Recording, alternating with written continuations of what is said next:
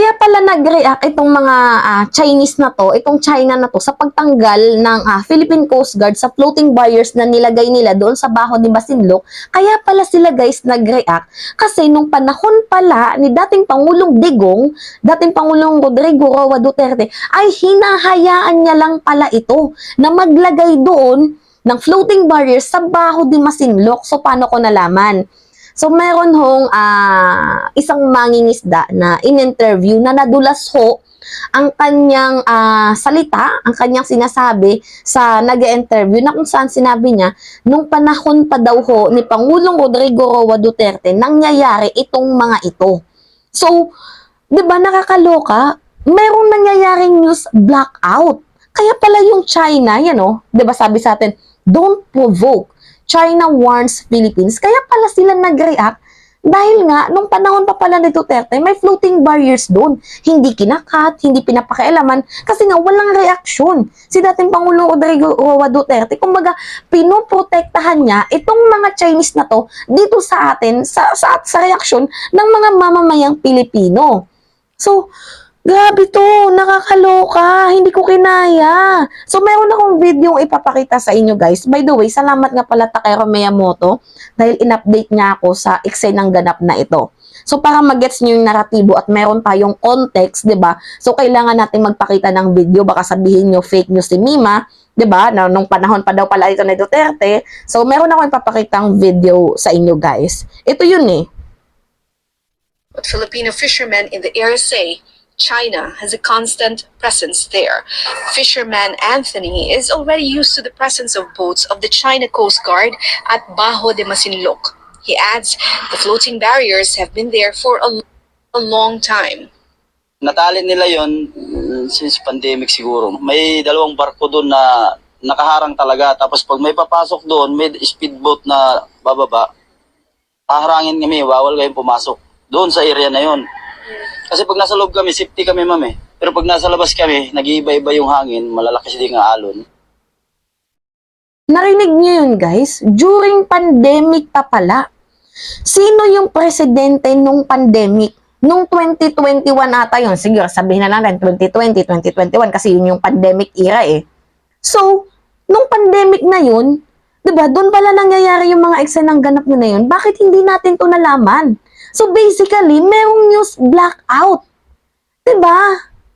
Bakit mo naman pinoprotektahan Rodrigo, dating Pangulong Digong, itong mga Chekwa na to laban sa ating mga Pilipino? Napakawalang kwenta mo, walang puso. Hinahayaan mo lang madurog ang puso ng ating mga mangingisda. Nakakaya mo yun? Habang sinasabi mo na mahal mo ang mga mamamayang Pilipino, habang sinasabi mo na meron kang malasakit sa kanila, tapos ito pala. So sa West Philippine Sea, durog na durog ang puso ng mga mangingisda dahil sa ginawa mo. Kaya pala yung mga Chinese ngayon, react ng react. Diba? Dahil pala to sa kagagawa ni Duterte, ang laki ng kapalpakan nito. So kung matatandaan din natin guys, recall lang natin ha, noong 2021 May 17, kung babalikan natin yung mga eksena, ito yung isa sa bullshit na nangyari. So sabi dito, Duterte tells cabinet, no one talks about West Philippine Sea, row except through spokes. So, pinag-utos pala ni Pangulong Rodrigo Digong, Roa Duterte, Mau Diggs, sa kanyang mga appointees, di ba, na huwag pag-usapan ang West Philippine Sea. Di ba to, spokesperson lang? Kaloka! Halatado sa ano na yan na pinoprotektahan talaga ni Rodrigo Roa Duterte, ni Digong, itong mga Chekwa na to laban sa ating mga mamamayang Pilipino. At bakit? Diba? Hindi ako guys magre-react ng ganito kung wala akong pinanghuhugutan kasi ako guys, yung lugar namin may mga mangingisda. So nalulungkot nga ako kapag wala silang huli. So ito pa yung usaping sa West Philippines, sa Baho de Masinloc, hinahayaan lang pala ni Digong itong mga kapwa natin Pilipino, di ba? Nalagyan lang sila ng floating barriers dyan, naharangan sila, natabuyin sila. 'Diba? Kaya pala ngayon nagiging mas aggressive itong Chekwa dito sa bansa natin dahil talagang may literal silang habol. Dahil pinapabayaan lang pala ni Digong noon. Meron akong video ipapakita sa inyo, guys. And edited na din to para iwas copyright. Inano sa akin ni Takeru Miyamoto, sinend niya sa akin. So talagang maaasahan talaga tong si Takeru Miyamoto sa usaping West Philippine Sea. Kaya subscribe niyo din yung kanyang channel. So anyway, ito yung video, guys, para ho magets nyo yung naratibo natin ngayon na talagang kita mo sa bibig ni Pangulong Rodrigo Roa Duterte, malinaw na malinaw sa kanyang mga bibig na talagang pro-China siya. So, ito na nga, pakita natin yung video.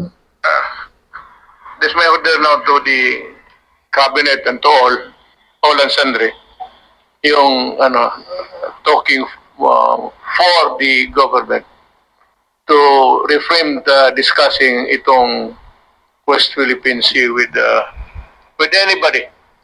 If we have to talk, we talk, and tayo-tayo lang, and there is one spokesman, si Secretary Harry Uduit. Malinaw na malinaw. Kitang-kita nyo naman sa video. Punyeta naman tong langaw na to. Kakaligo ko pa lang. Diba? Malinaw na sinabi ni Rodrigo Roa Duterte. Naintindihan nyo naman na iniiwasan niyang pag-usapan itong West Philippine Sea. So, kung pag-uusapan man ito, through spokesperson, diba? So, meron nang nangyayaring news blackout. Kaloka ka. Paano mo to nagawa sa bayan? Kaya din pala, hindi na rin ako magtaka kung bakit si Sara Duterte tahimik sa issue na to. Tahimik sa West Philippine Sea. Diba, as you see, guys, wala man lang siyang binibigkas ni katiting dito sa West Philippine Sea. Alams na. Blood is thicker than water. Kahit pa sinabi ni Vice President Sara Duterte noon na sinusuportahan niya ang lahat ng desisyon ni Pangulong PBBM, pero kitang-kita naman sa mukha niya na disappointed siya sa naging desisyon ni Pangulong PBBM ukol dito sa West Philippine Sea. Kahit sinabi niya na nire-respeto niya ang desisyon ng Pangulo, kitang-kita sa mukha naman ni Sara Duterte ang pagkadismaya sa foreign policy, sa political will ni Pangulong PBBM. Kaya guys, huwag kayong mag-i-elect ng isa pang Duterte ulit. Diyos ko. Isa tong nakakaloka, kawawa dito guys ang ating mga magsasaka. Nakakagalit, nakakadurog ng puso. Pinabayaan lang pala ni Rodrigo Roa Duterte ni Digong itong mga eksena na to, 'di ba? Sa ating mga mangingisda, nakakadurog ng puso. Kaya pala nagtaka ako na kahit galunggong gusto niya mag-import tayo.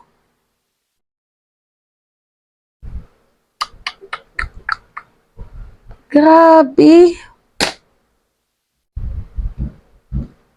Hindi ko talaga kinaya. Nasasaktan ako ng sobra eh. Imbis sana dapat ngayon hindi ako nagagalit, pero nagagalit ako guys. Ano ba to? Diba? Buti na lang meron tayong Pangulong PBBM ngayon na handang protektahan, handang samahan sa lahat ng laban ang bawat mamamayan, ang bawat taong nangangailangan. Maraming salamat PBBM. Saludo talaga ako sa iyo. Walang ibang presidenteng makakatumbas sa'yo.